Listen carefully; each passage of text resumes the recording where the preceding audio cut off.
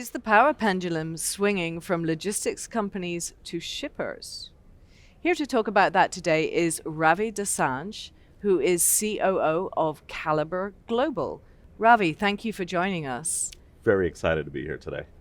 You're here at the Reuters event talking about some of the big issues in the supply chain at the moment.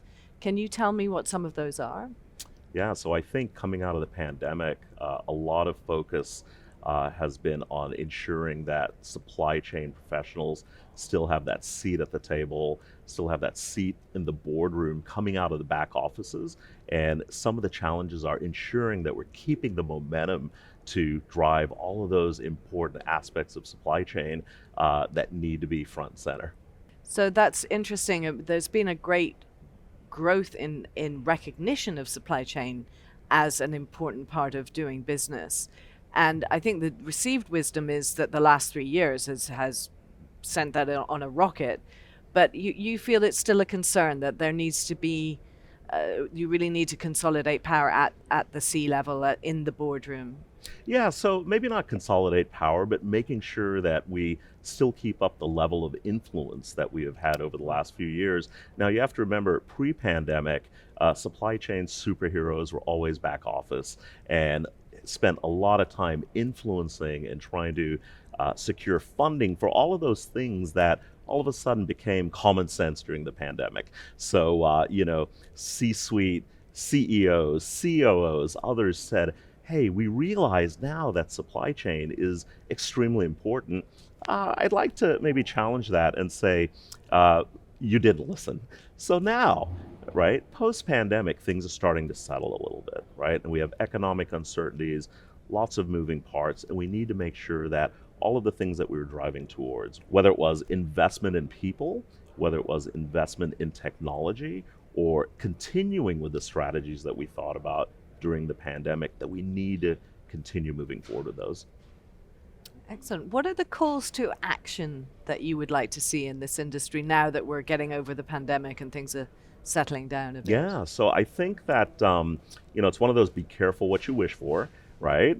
We were kind of behind the scenes before the pandemic, and now the light has been shined on all of the supply chain professionals. So we need to make sure we're continuing to up level our skill set, right? So we need to be able to not only speak the language of our logistics and our planning and our fulfillment and so on and so forth, but we need to be able to speak the language of finance. We need to be able to speak the language of technology. We need to be able to speak the language of human resources, because supply chain is pervasive in all of those areas and will continue to be. Great. Let's drill into the issue of whether the pendulum of power is swinging, as it often does, back and forth between logistics providers and shippers. Where do you see that swinging at the moment? Yeah, well, a little bit of context. I have an interesting perspective there because I've been on both sides of the table. And what I can tell you is we are coming off of mad times, as they say, right? And rates have, fallen. Some people have said the bottom of the market has fallen out. But in a sense, what's happening is, carriers are subsidizing to a certain degree the movement of volume within their networks, and they're doing it in some cases below cost. 3PLs are playing catch up, and they're optimizing, but a lot of that optimization is, headcount reduction, footprint reduction, things like that. Those things cannot continue, right? We cannot rely on that as an industry to support the important movement of goods throughout the world. So the rates will uptick. I won't share when I think that will happen, but things will change. I think it's really important for folks on both sides to really think about partnership, and partnership in the truest sense. As a buyer, when you're looking at your negotiation strategy and your neg plan, is there something in there in terms of long-term partnership and building more resilience within that relationship? And if it's not, then I challenge you to look at that.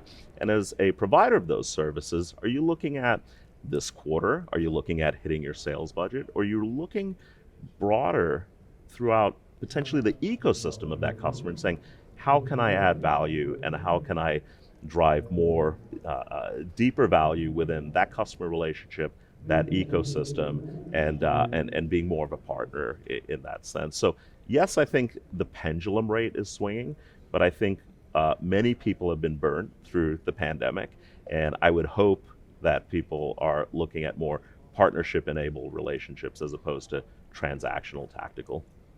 Do you think there's a sort of short-termism that needs to be addressed in this relationship where sometimes the boot is on one foot and sometimes it's on the other, and maybe we could sort of stabilize a little if people focused on the sense of partnership and relationship? Yeah, I think, look, there's an old saying that people that know me have heard from me. It's don't hate the player, hate the game, right? And the game is short term, right? The game is we're looking at short term fundamentals of financials that drive everything else.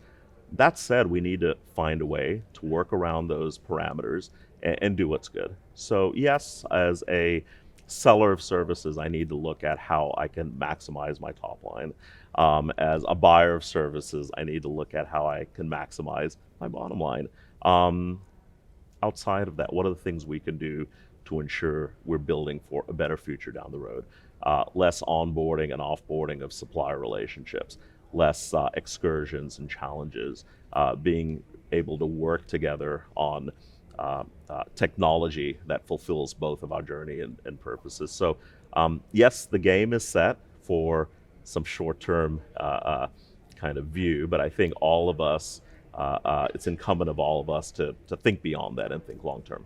Right, great. Tell me a little bit about Caliber Global. You just became COO a couple of days ago. Congratulations. Yeah, thank you very much. I'm extremely excited. Caliber Global was started by some retail executives that worked at the largest coffee company in the world, and they were charged with rolling out retail stores in a time where there was mass growth in that environment. And so they were challenged with things that they ultimately said, hey, we can go off and do this on our own and then go out and service the likes of that company, Starbucks, Victoria's Secrets, many restaurant brands that you're familiar with. But they also had the key insight to say, hey, we've built a technology stack and a capability that is applicable elsewhere. And so that's what really excited me about joining Caliber Global. We're looking at more general construction supply chain, more general logistics support in terms of freight forwarding, distribution, and it gives me an opportunity to apply kind of my broad acumen in freight forwarding, real estate, facilities, construction supply chain, and just my overall passion in everything supply chain. So very excited. Excellent. Congratulations again. Thank you. We've been talking about whether the power pendulum is swinging from logistics companies to shippers with Ravi Dosanjh from Caliber Global. Thank you so much, Ravi. Thank you. And thank you for watching.